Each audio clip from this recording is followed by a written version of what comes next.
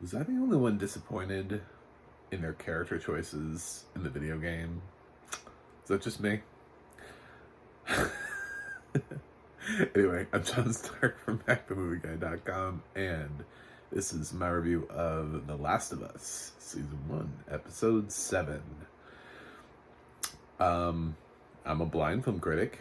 Let's get that out of the way. I always like to, that's out there. So if you stumbled upon me, welcome, hello. And I watched this with audio description. It's a lovely tool, and it's on HBO MAX if you are blind or visually impaired and you need audio description. It's on HBO MAX, where I was gonna come up with a slogan. I don't know. Where blind people go to thrive. I don't know, something. Where shows get canceled unexpectedly and then pulled from the service. So yeah, I I'm happy with this episode because it didn't immediately solve the Joel problem. I mean, it kind of did, because we spent about, like, Pedro Pascal's in this episode for like I don't know, like 5 minutes maybe total, like between a couple of the flashbacks, and then like the rest of it is just Ellie's flashback to her friend Riley, who I assume is the same Riley from Inside Out. I'm just gonna go ahead and make that assumption based on age and everything. I think this is the grown-up version of Inside Out. Hang with me here. When Inside Out came out in Disney, think about how old she was. Think about how many years ago Inside Out was. Think about what year this is supposed to be. I think it's possible that this is Riley from Inside Out. So, she's having her emotions. So this episode was a teaser into Inside Out 2, which Disney is working on. I did not know it was co-production with HBO and The Last of Us. How awesome would that be? Oh my god, please make that happen. Obviously I'm joking, but I couldn't, for some reason, there's certain names, and when I hear them, I just can't stop thinking. I'm like, oh my god, I thought of, and that was the thing. As soon as I heard of Riley, I was like, where do I have Riley? Inside Out. Oh my god. And then I had this entire magical world where she's Riley from Inside Out, and because she had parents, right? She's like, I knew what it was like to grow up with parents. It's like, yeah, you did. And you were mad at them for moving you to San Francisco. Yeah. No, I noticed little things. I was like, how did she learn the fate? How many times did Riley have to play that video game to learn the fatality to probably one of the more obscure characters in the Mortal Kombat 2 video game? If we're being honest. I mean, I was looking at the character choices and I was like, nobody picked Sub-Zero or Scorpion? I mean, I feel like somebody always picks Sub-Zero or Scorpion. Nope. Okay. Yeah, so I was a little surprised at that, but and then also the fact that she learned the fatality. I think this was also back in the time where we had all those other ones. We had like Babality and stuff where you could turn somebody into a baby. I wonder. There's a whole bunch of other things that you could do. They weren't just like fatalities. I think it would have been even funnier if she had done one of the others. Can't remember what the other ones were called. But I'm old. So yeah. Those are the kind of things that I thought about. I also thought, how long has she been staying here and didn't clear the mall? Because that zombie was not in, like, a closet. You know what I'm saying? Like, he was not in some sort of, like, asinine, behind closed door space. He was just in one of the shops. Like, she never went in the toy store? The toy store.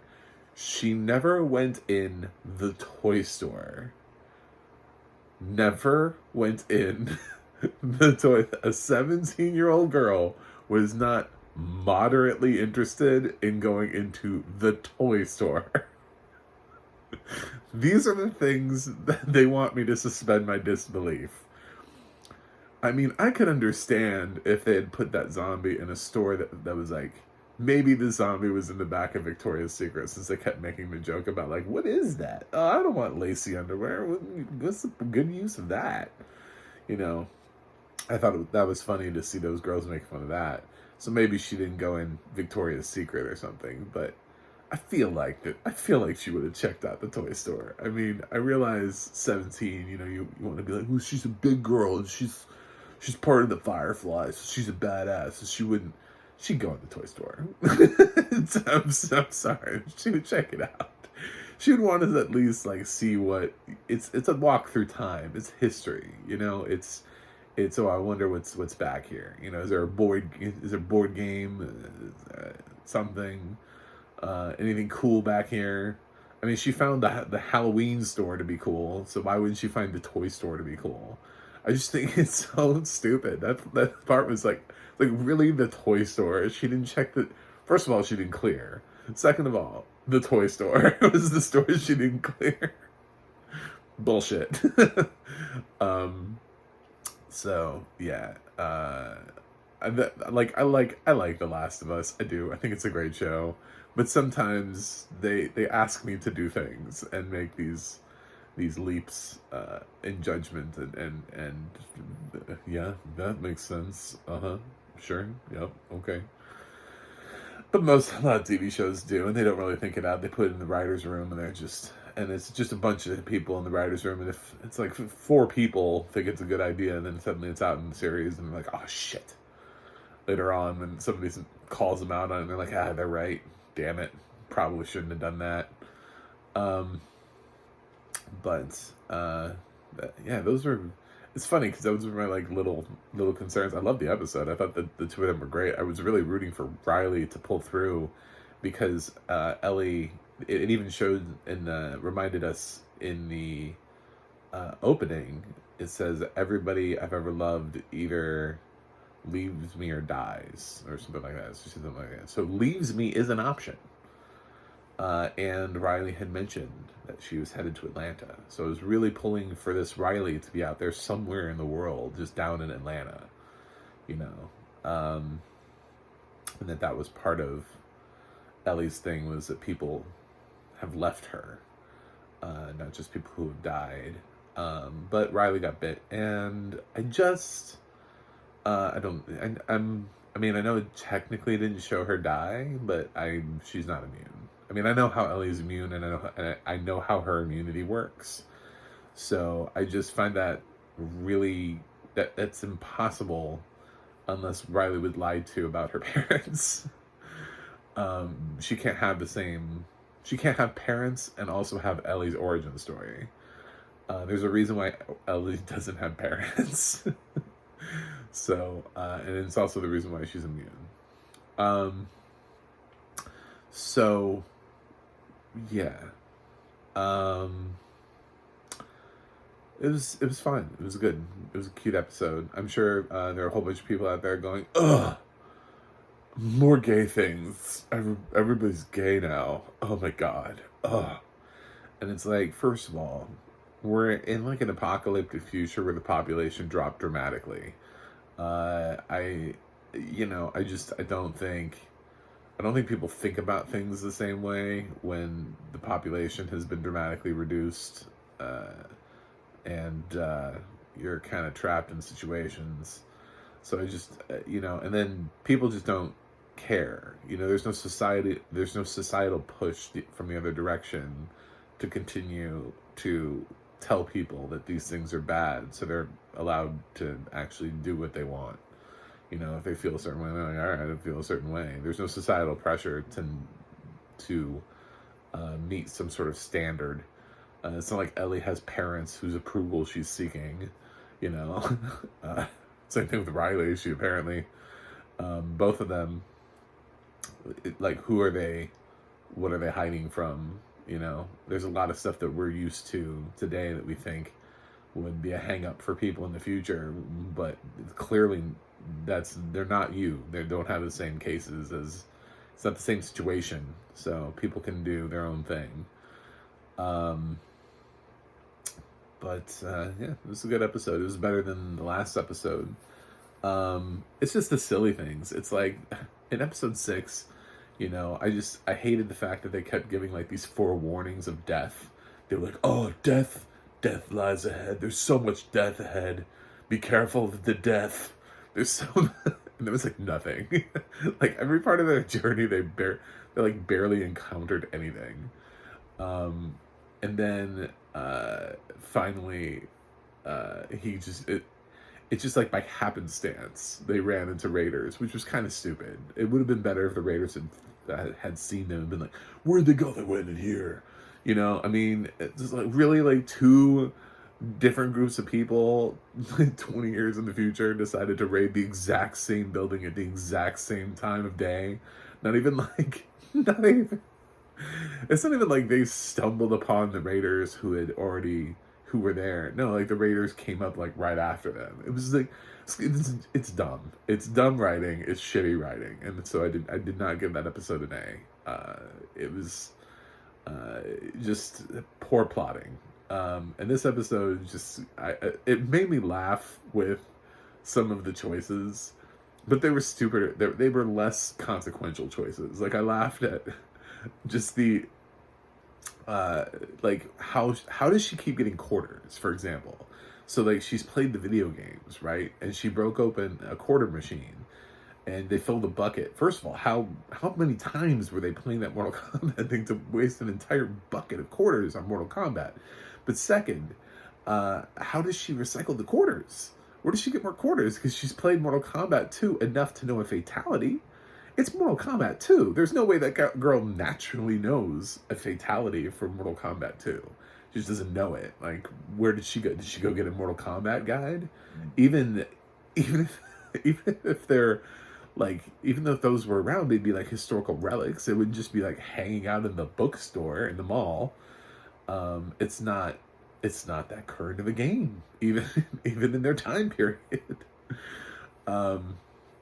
So it's, yeah, I mean, those were the things running through my mind, and they're not as consequential as promising me that there's hordes of zombies between, you know, you and the University of Colorado, and then there's nothing. You know, like, this is just totally different things. So, yeah, I mean, I was sitting there just captivated in stupidity, but it wasn't important. The only thing that I was a little like, come on now, was the she hadn't cleared the mall. She didn't even bother. She didn't go into every store. She didn't check it. She didn't see what it was. She wasn't looking for supplies. She didn't see whether or not there was anything useful. This girl has been supposedly like living in this mall for a while. And she's been doing so and turning everything on, and all of a sudden now that zombie wakes up. The zombie that has apparently been there forever. She's been making pipe bombs inside this mall. Like, I don't understand. Sometimes it's a timing thing again. You know, it's exactly like with that Reaper group or whatever you want to call them that was running through Raiders, or I don't know what the fuck ever. The random group of strangers from episode 6 just happened to be there at the exact same time. It's sort of like that. It's like this thing happens to wake up at that time. Well, it wouldn't have woken up if she had actually cleared the place. If she was actually the badass that she claims to be. Sorry, Riley, not a badass. You're not as cool as you think you are. But I liked her as a character. That's the problem with the show, is that every time I meet a character, I just assume they're gonna die. I just like, that's the problem with The Last of Us long term, is that every time we meet characters, we just assume they're gonna die. It's like, okay, well, that person's dead. That person's gonna die. When's that person gonna die? Oh. Yeah, it's just like Ellie and Joel are not gonna die, and everybody else is. So that's the life of this game, series, movie, film, world. I bet she regrets not eating that broccoli pizza. Anyway, audio description was fantastic. And as usual, this show has had really great audio description the whole time. So good job, and I'm gonna grade it. I really liked the episode, even though I'm making fun of it. In general, I thought it was really nice. It was just a nice episode. It was a nice introduction to Ellie at a different time and her world, and we learned more of her backstory, and it introduced Riley, who was a good character. The show has a good way of introducing characters and making you fall for them, even though they're only in like one episode. I mean, if you look at the characters from episode 3, we were only with them for one episode, and the internet went nuts. So I feel like that's Riley again. It's like, okay, it's another character who was only in one episode but made such a massive impact on the series. So they're really good at being able to do that, which is a skill. It's a skill to make you like somebody so much that by the end of the episode, when they die, you're like, ah, oh, damn. You know, shit. So I'm going to give The Last of Us Season 1, Episode 7 an A. I'm going to bump it back up to an A. I still wish Riley had cleared that shit out, but maybe that was the point, is that Riley's a dumbass. I don't know. Maybe there was an intentional... Maybe... It didn't feel nearly as sinful as promising me like doom and gloom multiple times in an episode and never giving it to me. Never giving me these hordes of death that supposedly wander around. But that's it. Thanks for watching. Thanks for subscribing. And yeah, I'm here to be blind and talk to you about audio description and shows that have audio description and movies that have audio description. So if you're new to me, subscribe.